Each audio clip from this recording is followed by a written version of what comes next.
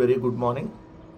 ఆంధ్రప్రదేశ్ రాష్ట్రాన్ని పట్టి పీడిస్తున్నటువంటి ఆ రెండు విషపు పత్రికల్లో ఈరోజు వచ్చినటువంటి విషపూరితమైనటువంటి కథనాలేంటో ఒకసారి చూద్దాం. డాక్టర్ వైఎస్ రాజశేఖర రెడ్డి గారి మీద, అలానే జగన్మోహన్ రెడ్డి గారి మీద 22 సంవత్సరాలుగా ఆంధ్రజ్యోతి అనేటటువంటి ఒక దినపత్రికని అడ్డం పెట్టుకొని చంద్రబాబు నాయుడు గారు చేయిస్తున్నటువంటి దుష్ప్రచారం, విషపూరితమైనటువంటి వార్తలు ప్రతిరోజు ఏ విధంగా రాస్తారో మీరు చూస్తూనే ఉన్నారు. రాజశేఖర రెడ్డి గారు ముఖ్యమంత్రి కాకముందు నుంచి రాజశేఖర రెడ్డి గారి మీద వాళ్ళు చేసినటువంటి దుష్ప్రచారం, రాజశేఖర రెడ్డి గారు ముఖ్యమంత్రి అయిన తర్వాత రాజశేఖర రెడ్డి గారి మీద వాళ్ళ ప్రభుత్వం మీద చేసినటువంటి దుష్ప్రచారం, అప్పుడు జగన్మోహన్ రెడ్డి గారు రాజకీయాల్లో లేకపోయినా కూడా 2005వ సంవత్సరంలో పరిటాల రవి అనేటటువంటి వ్యక్తి హత్య జరిగితే ఆ పరిటాల రవిని జగన్మోహన్ రెడ్డి గారే చంపించారని చెప్పి ఇదే ఆంధ్రజ్యోతి, ఇదే ఈనాడు పత్రికలు చేసినటువంటి విషపూరితమైనటువంటి ప్రచారం, తర్వాత జగన్మోహన్ రెడ్డి గారి మీద ఇష్టం వచ్చినట్టుగా రోజు రాస్తున్నటువంటి తప్పుడు రాతలు అవి ఇంకా కొనసాగుతూ ఈరోజు వార్త చూస్తే హే రామ్ అంటూ హెడ్డింగ్ పెట్టి జగన్ జమానాలో 274 కోట్లు హాంఫట్టు, వాలంటీర్లకు శిక్షణ పేరిట నయా దోపిడి, పేరుకు రామ్ ఇన్ఫో, అక్కడి నుంచి ఐప్యాక్, సూపర్ స్కిల్స్తో రామ్కు 68 కోట్లు చెల్లింపు, వాలంటీర్లకు ఎలాంటి శిక్షణ ఇవ్వని కంపెనీ, వైసీపీకి ఉపయోగపడేలా ఐప్యాక్ తర్ఫీదు, ప్రతిఫలంగా రామ్ నుంచి ఆ సంస్థకు సొమ్ములు, నిధులపై విచారణ జరిపితే వాస్తవాలు వెలుగులోకి అని చెప్పి ఒక తప్పుడు కథనం ప్రజల మెదడులో విషం జిమ్మేటటువంటి, విషం ఎక్కించేటటువంటి కార్యక్రమం ప్రజల మెదడులోకి. ఎందుకంటే అసలు వీళ్ళు రాసిన దాంట్లోనే అర్థమైంది మళ్ళీ వీళ్ళు రాసిన తప్పుడు కథనం అని. ఇక్కడ చూడండి, రామ్ ఇన్ఫో అని చెప్పి వాళ్ళు హెడ్డింగ్ పెట్టారు, అలానే ఐప్యాక్ అని పెట్టి గ్రామ సచివాలయం అని పెట్టి జగన్మోహన్ రెడ్డి గారు బొమ్మేసి ఏదైతే డబ్బులన్నీ వెళ్ళిపోయినాయి అని చెప్పి రాశారు. అక్కడ చూస్తే జగన్ జమానాలో ప్రజలకు సేవ పేరిట తీసుకొచ్చిన వాలంటీర్ వ్యవస్థ వైసీపీకి ఉపయోగపడితే, చూడండి, వాలంటీర్లని వైసీపీకి ఉపయోగపడ్డారంట, రాష్ట్ర ప్రజలకు ఉపయోగపడలేదంట. ఇక్కడ అర్థమవుతుంది కదా ఎంత విషమంగా వాలంటీర్ వ్యవస్థని ఏదైతే వీళ్ళు లేకుండా చేయాలన్నటువంటి కుట్ర ఆల్రెడీ చేశారు. 5,000 10,000 చేస్తామని మోసం చేసి అధికారంలోకి రాగానే ఆ వ్యవస్థను తీసేశారు. సో దానిలో భాగంగా చూడండి, ప్రజలకు సేవ పేరిట తీసుకొని వచ్చారంట, కానీ అది వైసీపీకి ఉపయోగపడిందంట, ప్రజలకు ఉపయోగపడలేదంట. అంటే రాస్తూ ఇదే కాంట్రాక్టు జగన్ సర్కారులో గ్రామ వార్డు సచివాలయ ఉద్యోగులకు శిక్షణ, పర్యవేక్షణ, సమన్వయం కోసం రామ్ ఇన్ఫో అనే సంస్థ కాంట్రాక్ట్ ఇచ్చారు, వాలంటీర్ల శిక్షణ పేరిట ఏటా 68 కోట్ల రూపాయలు చెల్లించారు అని రాశారు. దీంట్లోనే రాశారు ఏమని, గ్రామ వార్డు సచివాలయ ఉద్యోగులకు శిక్షణ, పర్యవేక్షణ, సమన్వయం కోసం రామ్ ఇన్ఫో అనేటటువంటి సంస్థకి కాంట్రాక్ట్ ఇచ్చారు అని చెప్పి.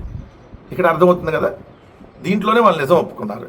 ఈ రామ్ ఇన్ఫో అనేటటువంటి సంస్థ 25 సంవత్సరాల నుంచి ఉన్నటువంటి ఒక సంస్థ, రామ్ ఇన్ఫో లిమిటెడ్ దాని పేరు. చాలా ట్రస్ట్ ఉన్నటువంటి సంస్థ. చంద్రబాబు నాయుడు గారి ప్రభుత్వంలో మీ సేవ అనేటటువంటి యాప్కు సంబంధించి అవార్డు కూడా వచ్చింది. ఆ యాప్ని డిజైన్ చేసింది కూడా ఈ సంస్థే. 2008లో మన్మోహన్ సింగ్ గారు ప్రధానమంత్రిగా ఉన్నప్పుడు ఏదైతే ఈ సేవకు సంబంధించిన దాంట్లో ప్రైమ్ మినిస్టర్ అవార్డు కూడా ఇదే సంస్థకు వచ్చింది. సో 25 ఇయర్స్గా ఈ సంస్థ అనేక సేవలు అందిస్తూ ఉంది. ఈ ఐటీకి సంబంధించినటువంటి సెక్టార్లో ఏది యాప్స్ కానీ, లేదంటే ఇలాంటివన్నీ, ఇప్పుడు మీ సేవ యాప్, ఈ సేవ, దాని తర్వాత మీరు చూస్తే ఇప్పుడు గ్రామ వార్డు సచివాలయాలకు సంబంధించి అది ట్రైనింగ్ ఒకటే కాదు, దాన్ని చూస్తే 134,000 మంది గ్రామ వార్డు సచివాలయాలకు సంబంధించినటువంటి ఉద్యోగుల్ని మానిటరింగ్ చేయటం, అలానే 15,004 గ్రామ వార్డు సచివాలయాలను మానిటరింగ్ చేయటం, 543 సేవలు ఏ విధంగా అందుతున్నాయో మానిటరింగ్ చేయటం, 2,65,000 గ్రామ వార్డు వాలంటీర్లు ఏదైతే ఉన్నారో వాళ్ళని మానిటరింగ్ చేయటం, వాళ్ళకి శిక్షణ ఇవ్వటం, 35 డిపార్ట్మెంట్లు దీంట్లో ఏదైతే సేవలు అందిస్తున్నాయో సచివాలయంలో ఆ సేవలన్నింటినీ పర్యవేక్షించటం, అదేవిధంగా వాళ్ళకి ట్రైనింగు, పర్యవేక్షణ, కోఆర్డినేషన్ అంటే సమన్వయం, వీటన్నిటినీ చేయటానికి. కానీ లేదో వాళ్ళకి ట్రైనింగ్ కోసం ఇచ్చేశారని చెప్పి ఓ తప్పుడు కథనం, అది కూడా రామ్ ఇన్ఫో అనేటువంటి వాళ్ళకి ఇస్తే ఐప్యాక్ ఇచ్చారని చెప్పి ఇంకో దుష్ప్రచారం.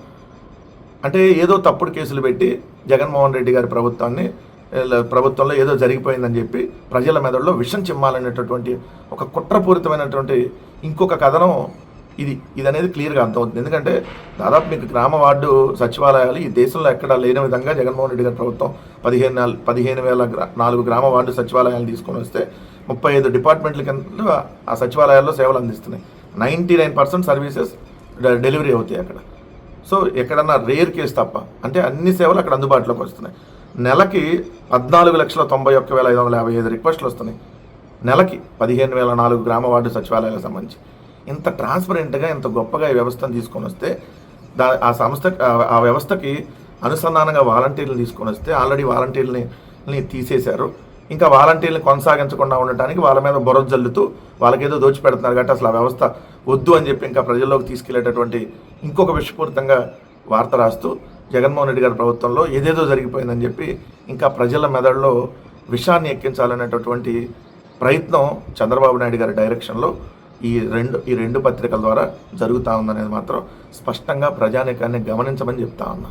ఎలా ఉంటాయి వీళ్ళ వార్తలంటే, ఈరోజు ఈనాడు బ్యానర్ ఐటంలో తీరంలో పోటెత్తుతున్నటువంటి పెట్టుబడులు, రాష్ట్రంలో పరిశ్రమలు పెట్టేందుకు విదేశీ దిగ్గజ సంస్థల ఆసక్తి, 21 కంపెనీల నుంచి అందిన ప్రతిపాదనలు. ఇదండి బ్యానర్ ఐటమ్. ఫస్ట్ పేజీలో వార్త లోపలికి వెళ్ళండి. విదేశీ దిగ్గజ కంపెనీలు సహా పలు దేశీయ సంస్థలు రాష్ట్రంలో పోర్టు ఆధారిత పారిశ్రామిక రంగం మారిటైంలో పెట్టుబడులు పెట్టేందుకు ఆసక్తి వ్యక్తం చేశాయి. ఆయా సంస్థల ప్రతినిధులతో ఏపీ మారిటైమ్ బోర్డు అధికారులు సంప్రదింపులు సాగిస్తున్నారు. ఇంకా కానీ తీరంలో పోటెత్తుతున్న పెట్టుబడులు, సంప్రదింపులు జరుపుతుంటేనే తీరంలో పోటెత్తుతున్న పెట్టుబడులు. ఎంత దారుణం. అదే జగన్మోహన్ రెడ్డి గారి హయాంలో వస్తే కూడా కంపెనీలు రాలేదు, వెళ్ళగొట్టేశారని చెప్పి తప్పుడు వార్తలు రాశారు. ఇప్పుడు ఇంకా రాకుండానే పోటెత్తేసి పెట్టుబడులు అని రాశారు. అసలు ఈ పోర్టులకు సంబంధించిన దాంట్లో జగన్మోహన్ రెడ్డి గారి ప్రభుత్వం ఉన్నప్పుడు కదా, జగన్మోహన్ రెడ్డి గారి ప్రభుత్వం ఏదైతే మారిటైమ్ బోర్డులో నేషనల్ సమ్మిట్ జరిగితే ఆ మారిటైమ్ బోర్డులో ఆంధ్రప్రదేశ్ రాష్ట్ర ముఖ్యమంత్రిగా జగన్మోహన్ రెడ్డి గారు వర్చువల్గా పాల్గొంటూ ఆ రోజు క్లియర్గా ఏదైతే మా రాష్ట్రంలో ఆల్రెడీ విశాఖపట్నానికి సంబంధించినటువంటి ఒక మేజర్ పోర్ట్ ఉన్నాయి, దాంతోపాటు 5 పోర్టులు ఉన్నాయి, ఇంకొక 10 నోటిఫైడ్ పోర్టులు ఉన్నాయి, 170 మిలియన్ టన్నుల కార్గో సామర్థ్యం ఉంది. ఇప్పుడు ఆల్రెడీ ఇంకొక 4 పోర్టులు కట్టబోతా ఉన్నాం.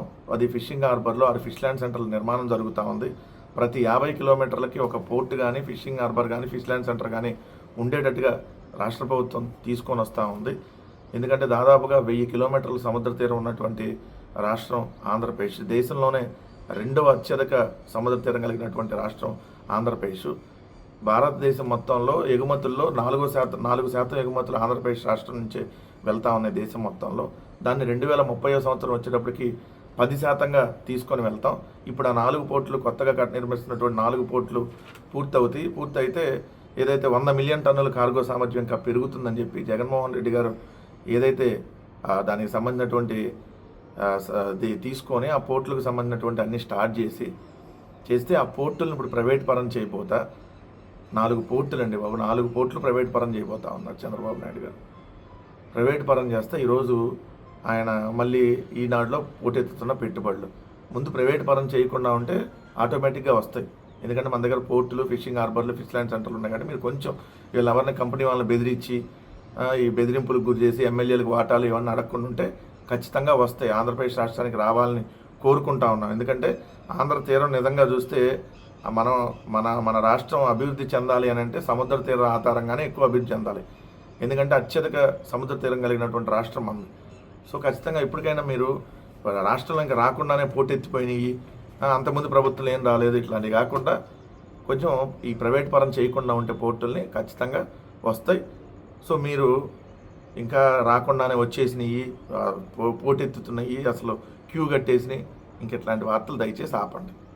ఇంకొక వార్త, నామినేటెడ్ పోస్టుల నజరానా అని హెడ్డింగ్ పెట్టారు. దాంట్లో రాయపాటి శైలజ ఎవరైతే అమరావతికి సంబంధించినటువంటి ఉద్యమం చేశామని చెప్పి దాంట్లో తిరిగినటువంటి రాయపాటి శైలజ గారికి ఆంధ్రప్రదేశ్ రాష్ట్రం మహిళా చైర్పర్సన్, అలానే ఎవరో ఆలపాటి సురేష్ అంట జర్నలిస్ట్ అంట, విధ్వంసం పేరిట ఒక పుస్తకం రాశాడంట.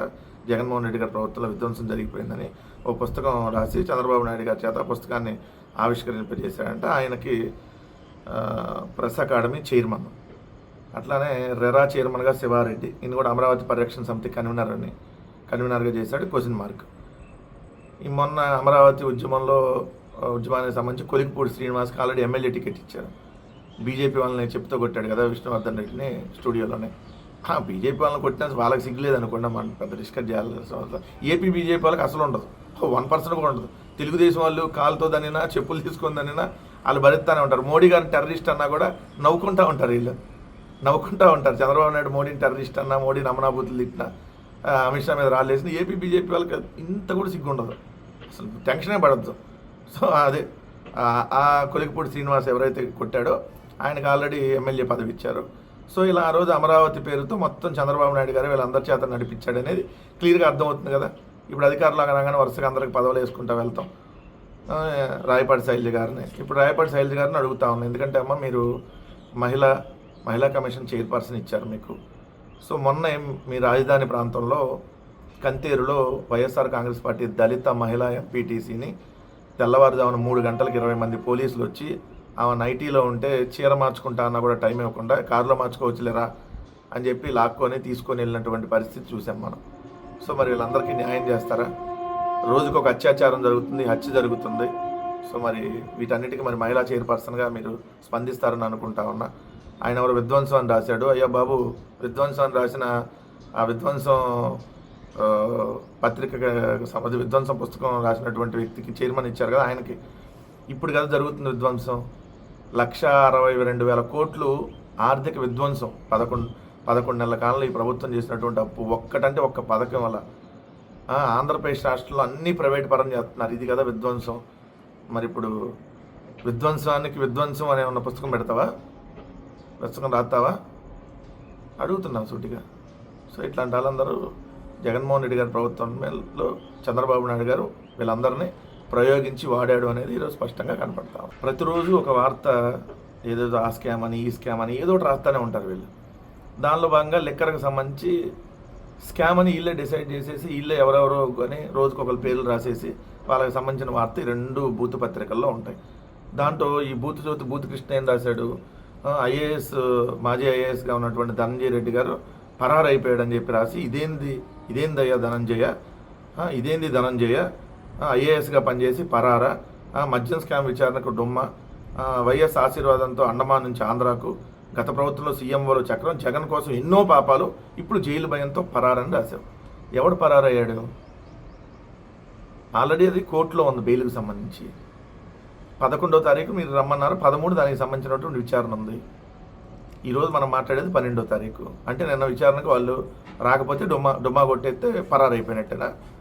అంటే చంద్రబాబు నాయుడు వీళ్ళందరూ ఎన్నిసార్లు విచారణకు పిలిస్తే ఎందుకు రాలేదు? అప్పుడు అంతకుముందు విచారణకు సంబంధించి ఎందుకు రాలా పిలిస్తే? లోకేష్ ఎందుకు పరారై ఢిల్లీ పోయాడు? మరి అప్పుడు రాయాలి కదా పరారని. కనీసం కొద్ది బుద్ధి జ్ఞానంతో రాయి. అంటే నీకు లేదనుకో, అంటే కొంచెం మనిషిగా మనిషి కూడా కాదనుకో, ఇంకా కొంచెం అంటే మనిషే కానప్పుడు ఇక ఏం తిని రాస్తూ ఉంటావా? ఓకే, ఇట్లానే నీ వార్తలు ఇలానే రాస్తూ ఉంటావు. ఆయనంతా పాపాలు చేశారంట, జగన్ గారి పాపాలు. ఈయన అసలు ఎంత దారుణం. రోజు విషయం చెప్పాను కదా, 22 ఏళ్ళగా జగన్మోహన్ రెడ్డి గారి మీద, రాజశేఖర రెడ్డి గారి కుటుంబం మీద విషం చిమ్ముతూనే ఉన్నారు. అయినా ఇంకా మీ బతుకులు ఇంకా అంతే, ప్రతిరోజు ఇలా విషం చెమ్మటమే. సో ఎవడో ఇక్కడ మీ కేసుల గురించి ఎవడో భయపడలే, ఎవడో పరారు కాదు. మేమన్నా లోకేష్ పరారైపోయి ఢిల్లీ వెళ్ళి అమిత్ షా గారి కాళ్ళు పట్టుకొని అదేహీ అని ఆడుకోవటానికి కాదు కదా. సో వైఎస్ఆర్ కాంగ్రెస్ పార్టీకి సంబంధించి వైఎస్ఆర్ కాంగ్రెస్ పార్టీ ప్రభుత్వంలో పనిచేసినటువంటి అధికారులను కూడా మీరు వదలకుండా ఈ విధంగా ఇష్టానురాజ్యంగా ఐఏఎస్ల మీద, ఐపీఎస్ల మీద కేసులు పెట్టి వేధిస్తున్నారు.